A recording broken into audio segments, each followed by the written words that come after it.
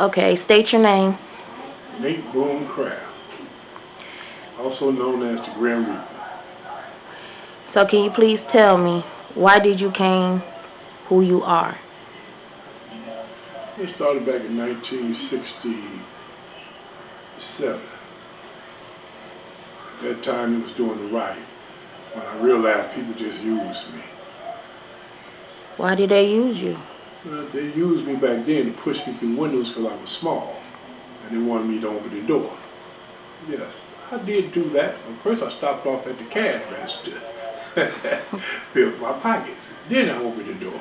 They run in, I run out with the money. It was a hard, tough time back then because after that, I learned that about my color.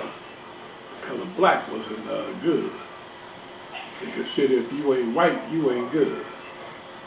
The police picked us up, me, my friend, took us down there to the river, made us walk in while they shot at us.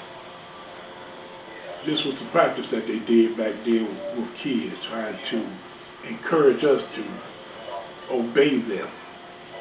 When they told me to walk out there, I said, I'm not walking out there in the water.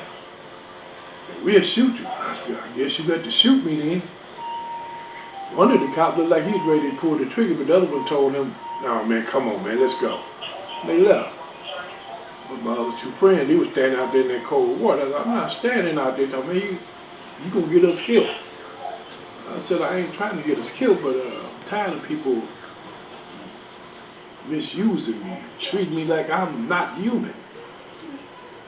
So after that day, I realized that people didn't consider me as human, and I was nothing but 9 years old.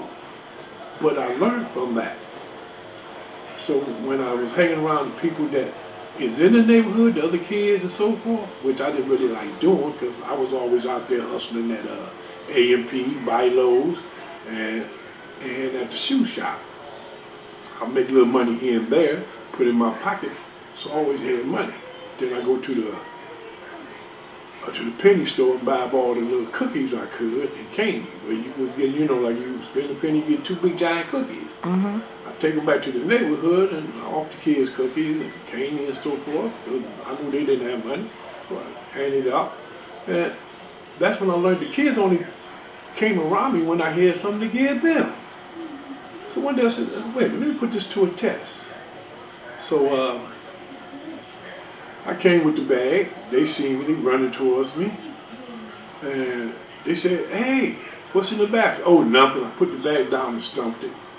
They looked. Those cookies. Yeah, but they wasn't no good.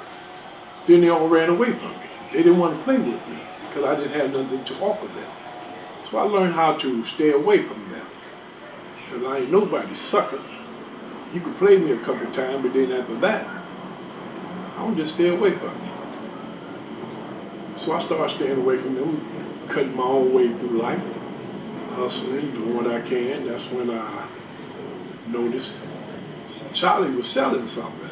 And a lot of people was bringing him money, giving it to him. So I watched to see what he was selling. And when I realized the man was selling heroin and weed, but heroin was his main thing. So I sit around. I only lived in 2 houses over, but always kept an eye on him. And one day I just asked him, can I make some money selling something for you? He said, boy, you too young. I said, age is nothing. So People, how old you were? at that time I was 9 getting ready to turn 10. That was 1966 going into 67. And I was turning 10, me and my friend. And we decided to ask Charlie, who owe you money? I go get it for you. So he said, okay, Jerome over there owe me some money. Get it. So I said, okay. So I walked down there, whispered something in Jerome's ear. He looked at me and pushed me on the head, told me, get your butt back, boy. You better get away from here talking about you want me to give you money that I owe Charlie.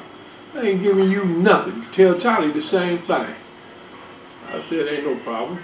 So me and my friend left, and then we discussed it. What should we do? I said, let's get some baseball bats and beat his ass. Excuse my language. But we went and got the hatchet, and we took off the metal part. After we took off the metal part, we went back. We headed up our sleeve, and we said, we still come back with this money. He said, boy, don't make me beat you. I said, no, you ain't. So he swung. When he swung, I hit him in the knee. Boom! He bent over. Oh! Said my friend went across his jaw with the other part. Boom! He fell to the ground. I got in his chest, and that's when I pulled out the Slim Jim, which we called him back then was a knife. Long Slim Jim. Pop it out. I put it underneath his chin. I said, do I got to open your throat? Now just move an inch, and boy, I'll open you all the way up. And I guess the way I looked at him, he looked, man, you serious? I'm serious than a heart attack. Now give me the money, and you will survive this day. He was like, man, I ain't got it all, so give me what you got. So he gave me the little $40 he had, because he owed it to Charlie $60 for those packs. He gave me that, and I took it back to Charlie. Here, Charlie, give $40 of it. He gonna pay the other 20 as soon as he get it. He said, what? Man, you didn't get this from Jerome. Yes, I did. My friend said, yes, we got it from him. The word got on the street that we robbed Jerome. My sister heard it, and she had told me, my friend said that you robbed him. I said, who, me? And then my sister looked at me, yeah, that don't make no sense. My little bitty brother robbing a grown man. I'm like, I don't understand. So of course Jerome came over and told my sister the story again. I'm looking at him like, what? I'm just a little kid. Of course, when my sister wasn't looking, I did this to Jerome. Jerome said, he threatened me. Who, me? I always played the little kid role. Hey, I'm a little kid. So after we left that day, Pickles and them had seen what happened earlier. They said, why did y'all jump on Jerome? Because he owed money. That's when I learned not to speak to anyone about what I did, because they're going to repeat it. So I started learning how to keep my mouth shut. Don't speak on something that you don't want nobody else speaking back. So that's when you realized you wanted to become who you are? Or do you think you was born to be in the game? Well, not at that time. At that point, I was just trying to make some money. But then when I worked with him about almost a year, I'm really not making no money. He making all the money. I'm sitting there watching him. I'm like, you got a lot of money, but Go ahead, ready. basically, I learned to keep my mouth shut, because whatever I said or people seen me do, they go tell everybody in the neighborhood. And then they go tell my sister or my people, my family. So after that, I learned not to do anything around anymore. So I started catching the people that owe behind garages, in their garages, schoolyard, where they hung out at. So I had to catch several people more before he finally trusted me with some packs of heroin to sell. After he collected money, he said, man, you a good little worker. I said, yes, I am, as long as you paying me right. So about a couple more months, I said, okay, now, we got to talk to him and see, can he give us some more money, man, because this ain't going to work. So me and my boy, we went to him and we told him, hey, man, we need some more money than this. This little $2 off of a pack ain't working. He said, well, that's on you. Sell it for more, but I doubt if they're going to give you more. I said, well, you can just give us more. He said that he had no intention on doing that. So at that time, I was, being smart, Mama. I said, well, maybe we should start our own. He said that what we could do is you just keep working and selling for me, and after a while, you'll be able to get your own. I said, no, we want it now. Now, me and my friend, we already discussed on how we was going to play this. we was gonna beat him up since we beat up everybody else for him. And we'll beat him up, make him give us some more money. If not, then we'll have to find someone else. So John, my friend, stepped around, and I'm watching my friend out the corner of my eye. I can see him stepping around, so I stepped the other way to get in the position. Because he was like, if y'all try to go somewhere, I'm gonna beat y'all little ass. No, you ain't. We the one out here beating people up, getting your money back. You think you gonna beat us because we small? Don't let this smallness fool you. So he said it a second time. Get y'all little ass off, I kick y'all. That's two. The one was the first time. This is two. And what's gonna happen when I get to whatever number you count to? I said, we gonna beat the hell out of you. See, I like to see that. When he said that, me and John, we rushed him. John popped him in the back of the head. I bust him in the knee and made him bend down. Once he bent down, we beat the hell out of him.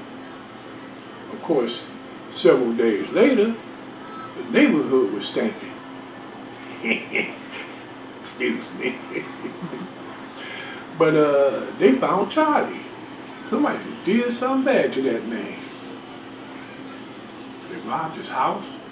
But what the neighborhood was saying, nobody knows who did it. They said probably some junkies. I said, damn. Nobody never knew what went on. After that, we knew the guy that was bringing the stuff to Charlie. So we asked him, we got the money, can we buy what you used to sell Charlie? He said, what you mean, little fella? Who in the hell is you? I said, me and my friend, we are upcoming players. We got the cash money. We just want to know what can we buy from you. And you know, sell what you used to sell to Charlie to us. We were like, how y'all know this about Charlie? Of course, I giggled again, like, I guess you haven't heard about me. He said, no, I ain't heard about you. Who is you? I said, well, they call me Boom out here. He said, Boom. Oh, you the guy that be going around here cracking people in their heads. I said, if that's what they say, but I ain't gonna say yes or no. But if that's what they say. He said, what you mean? I said, I know how to keep my mouth shut. I'm not gonna speak about something that someone else said or that you might believe or they might believe. If it happened, it happened. If it didn't, it didn't. He said, I like the way you talking, little fella. I said, I hope you do because I really want to get into some money. We talked about a couple more minutes. Today we went to the restaurant. He bought me my favorite, my custard pie and coffee. He said, you drink coffee? I said, yes, I drink a little coffee. I learned that from the man at the shoe shop that I used to help him fix soles of shoes, shine shoes, whatever need to be to make money. He was like, I like you. Here. He slid me a bag and I was like, slipped it up my sleeve. He was like, you real slick. I said, hey, I ain't gonna walk out with a bag in my hand. In case I got to run, hey, catch me if you can. He was like, well, here go my number. You give me a call when you're ready again. I said, that should be tomorrow, the next day. So he said, I like you. I think we're going to make a good team. I said, as long as the money right now, ready to get down. So he left. We already knew how to cut the stuff up and mix the jive with it. So we took it back to my boy house. His mama wasn't there, so we put it on the kitchen table on the plate. We chopped it up, smoothed it up, mixed it, and then started dipping it into the bags. After we started selling it, we called it Do to Die. And that was my name on my bags of drugs back then, Do to Die. Because I tell people, you might want to step on this a little bit more because we try to make y'all feel good. And you get more if you step on it. If you don't, then you just doing it real quick and good, but you're going to be coming back. Guarantee you that. Everybody was like, man, where you get it from? I said, there you go, getting all up in my Kool-Aid. I'm not at liberty to say. But if you like it, you will come back. If